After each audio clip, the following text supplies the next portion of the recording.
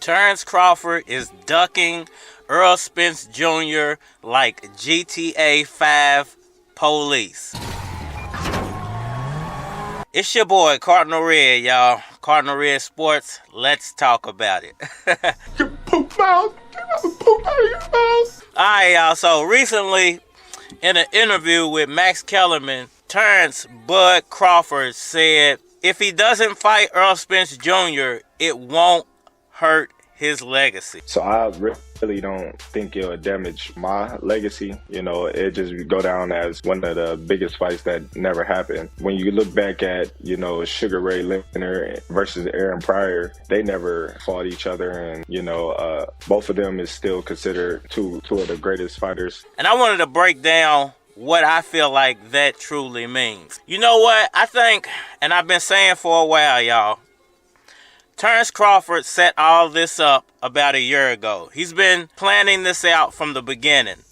Now, if you go back and check the timeline, after the Ugas fight, Terence Crawford got real silent when it came to calling out Errol Spence Jr. It was more of Spence Jr. calling out Terence Crawford at that point. Terence Crawford was pretty much playing the background, I think, trying to figure out what his next move was going to be. I do believe that prior to the Ugas fight, Terence Crawford truly believed that Errol Spence would get beat by Manny Pacquiao or Ugas. I can't make this shit up. And then we got the Ugas situation. After he beat Ugas the way Spence did, and Terence Crawford knowing he took a loss to Ugas in the amateurs, I think something clicked in his head saying, I don't want this fight anymore. And then he started making his master plan. What is the Terence Crawford master plan? I'm in training camp preparing for David Avanesyan. And well, if you think about it, now that he doesn't have to fight Errol Spence Jr., there are a few other fights that he could take that are very high dollar fights. And if you look at the way it could be laid out for Terence Crawford, it could be very lucrative if he pulls it off. Hey, he paid me in pennies, quarters, dimes, and nickels. Now check this out for a second. Terence Crawford didn't fight Errol Spence Jr., but he spent all summer long pretty much promoting himself through Errol Spence Jr.'s name, making his name that much more bigger, being that now he's not with Bob Arum and doesn't have the promotional machine behind him. He used Errol Spence's name as a promotional machine all summer long. Okay, and then we got the disappointment of a lifetime. Spence versus Crawford isn't happening. What is happening is the David Avanesyan fight.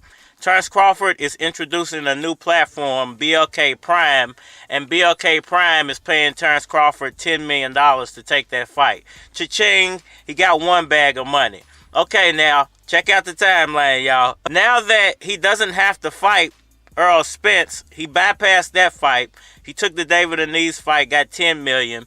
Now he can go into pretty much a Virgil Ortiz fight and get a huge check from Virgil Ortiz's promoter, because Virgil Ortiz is his #1 contender, his mandatory for that WBO title. And I do believe Terence Crawford feels like he can beat Virgil Ortiz. But what Virgil Ortiz comes with is that huge Hispanic fan base. So Terence Crawford gets to kill two birds with one stone by getting a big payday through Virgil Ortiz, and he gets to get introduced to a new audience with that huge Mexican fan base. So Terence Crawford will definitely be looking to take advantage of that and the promoter of Virgil Ortiz when it comes to his fight after David Avanesyan. Don't look for Terence Crawford to be fighting Errol Spence Jr. after David Avanesyan.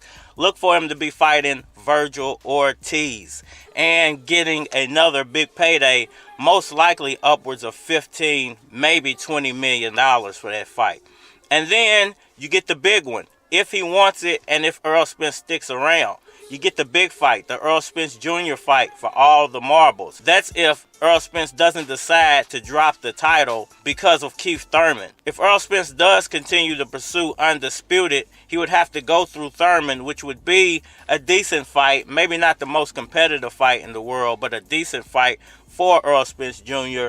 and a big bag of money for Keith Thurman, but not the biggest fight or the fight that fans want to see. And if you're Bud Crawford, you can still double back around. You don't actually have to fight Errol Spence after the Virgil Ortiz fight. If you're successful, there'll be plenty of other fights to be made for you. You could potentially go into a Boots fight. You could potentially take on Thurman. What if Thurman beats Errol Spence if Errol Spence decides to actually take Keith Thurman on?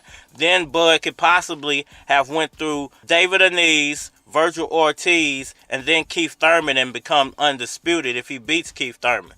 So there are a myriad of things that could happen in favor of Terence Crawford. But what I do think is really going on is that he ducked the Errol Spence fight in hopes that he doesn't have to go through Spence. Let my path go through the younger guys that I know I'm more talented than, or let Errol Spence go through the younger guys and potentially get beat.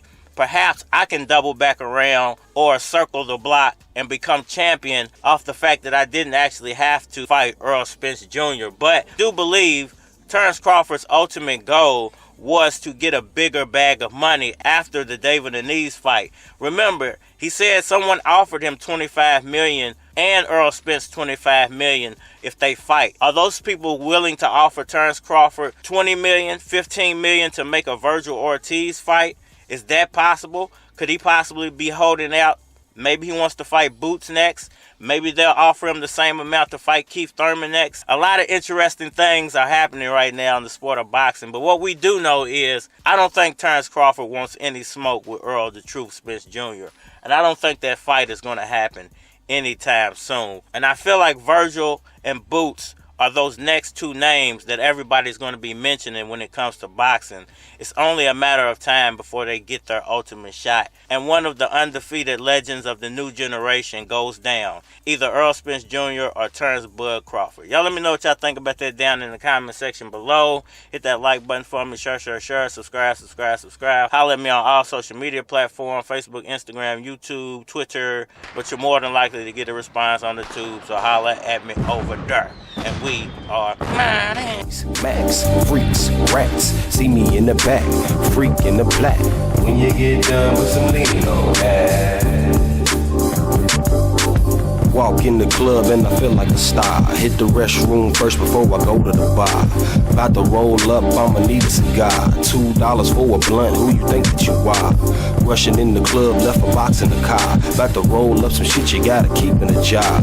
Stinking up the club so you know that it's fire. I start to get the feeling that they know who we are. All eyes on me, K-E-Y-Z. The main attraction, the lanes I'm taxing. I piss on your W2. In other words, I ain't fucking with you. G's, Max, freaks, rats. See me in the back, freak in the black. When you get done with some lean on that.